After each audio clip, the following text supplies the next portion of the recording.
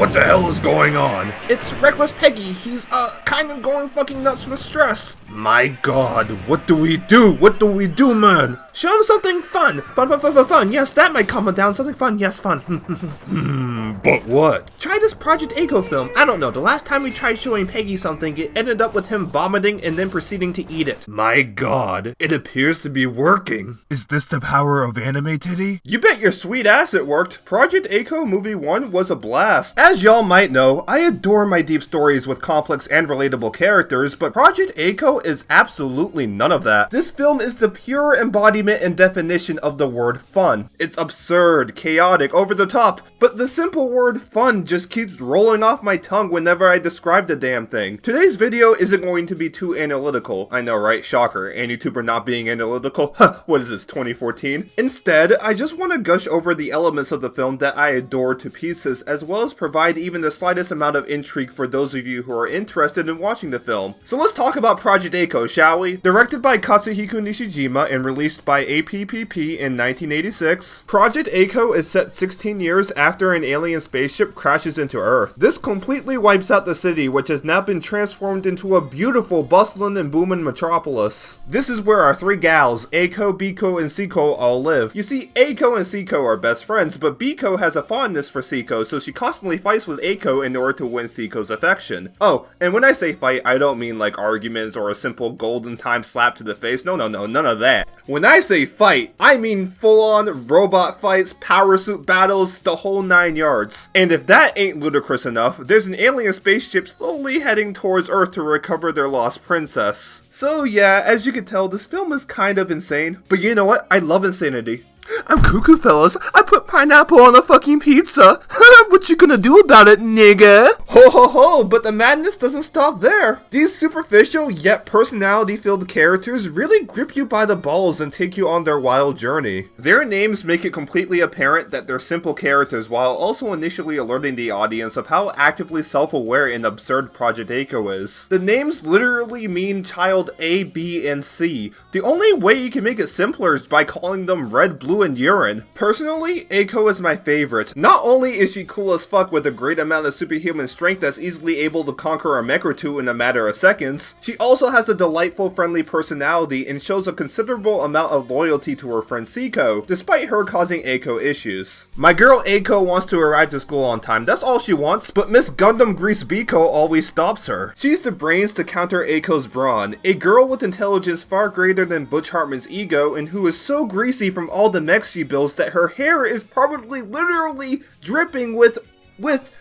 grease! I dare y'all to smell a mecha fan's hair and leave a comment down below on whether or not it smelled like robot sweat. I bet you it will! She is shown to be exceedingly smart by excelling at all her classes, and is clearly put on a pedestal by her classmates since she has a gang that follows her every command, but simply put, she's a stalker with a power complex that loves Seiko to an obsessive degree and will do absolutely anything to steal her away from Eiko. Her jealousy is what drives the movie forward, persistently using her power of wits and wealth in order to create bigger battles for Eiko to fight. Seiko is, well...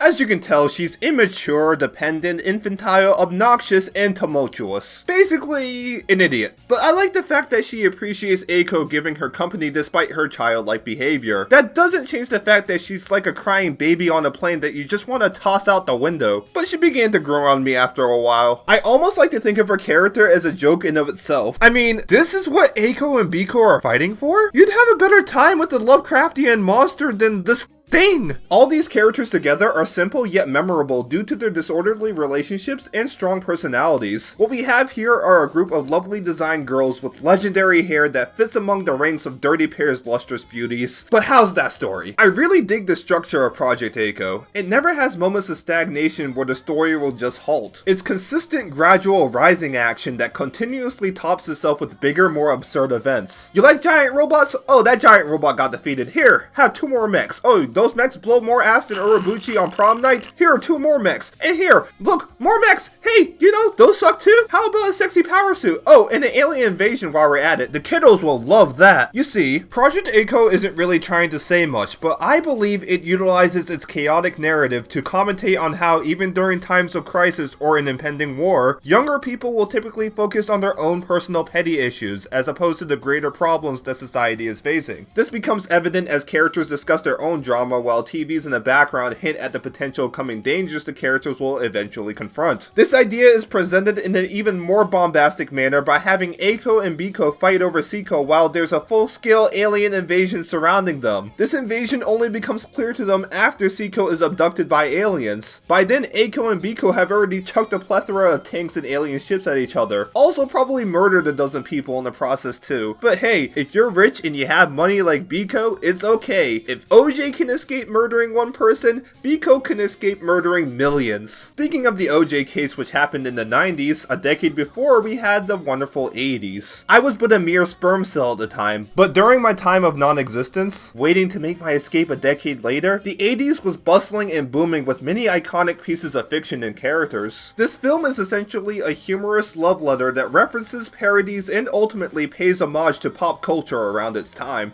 For example, one character is a hilarious parody of Fist of the North Star's Kenshiro, striking a similar appearance and blatantly using the famous Colonel Sanders pops his chicken ass out as a horror film villain, which apparently parodies this 80s anime film called Harmageddon. And if you know me, I just love me some hot ass teachers. Oh my god, the teachers, ooh, fucking stomp on me. Teach me a lesson from your science book, girl. Oh my god. But the oh so hot Miss Ayumi's design resembles that of the Creamy Mommy series from 1983. And also, I mean, just look at these titles. Come on now. My nigga Jackie Chan inspired this shit. And also, wait.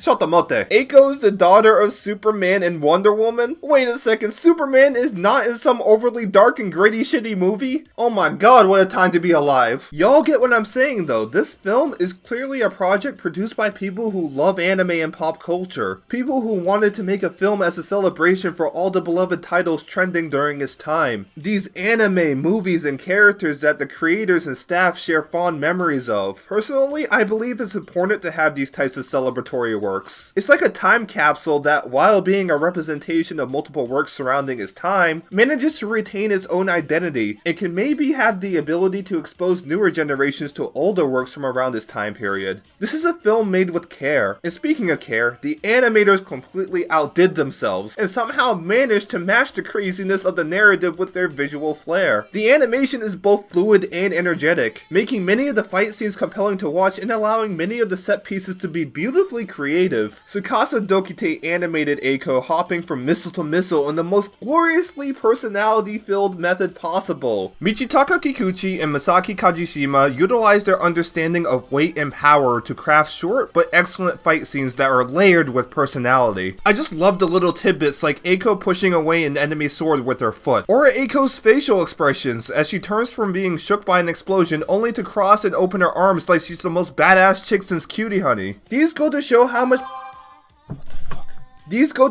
much personality you can squeeze into these over-the-top segments, and I love how the animators just brought their A-game. The last time we got good animation like this was in Soul Eater Not. Actually, here's a list of the best animated thingamahoovers since the film released. That's only 2 shows, people, 2 shows. Bones, KyoAni, and Ghibli, get good scrubs. Visual masterpiece? More like visual astertease.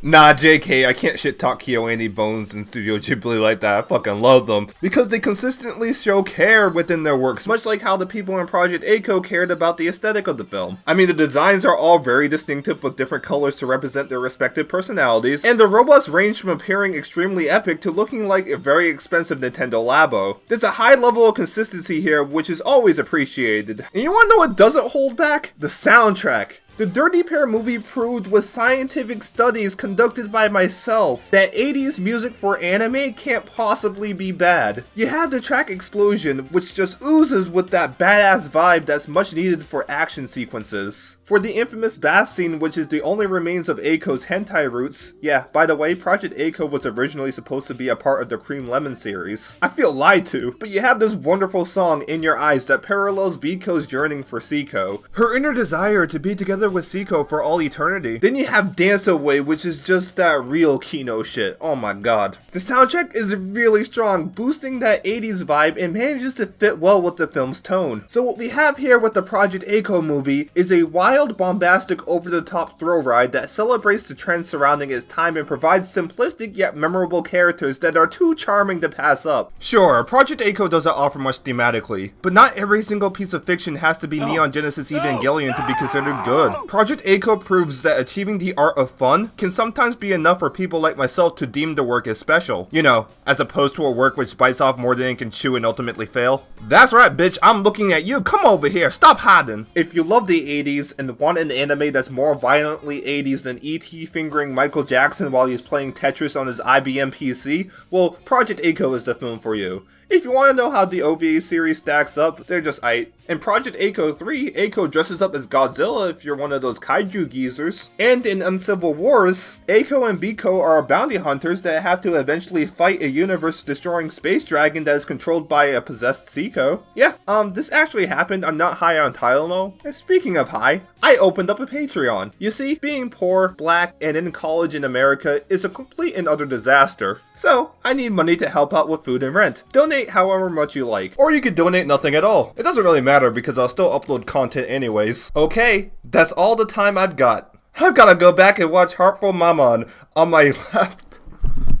Fuck me. What even is this video? Anyways, that's it for me. My name is Reckless Peggy. Hope you enjoyed the video. Please like this video if you did. Leave a comment down below. Subscribe if you're new. Follow me on Twitter and add me on Discord if you want. All of these important links will be located in the description down below. Donate to my Patreon. Anyways, that's it for me. Thank you. Peace out and have a nice day, everyone.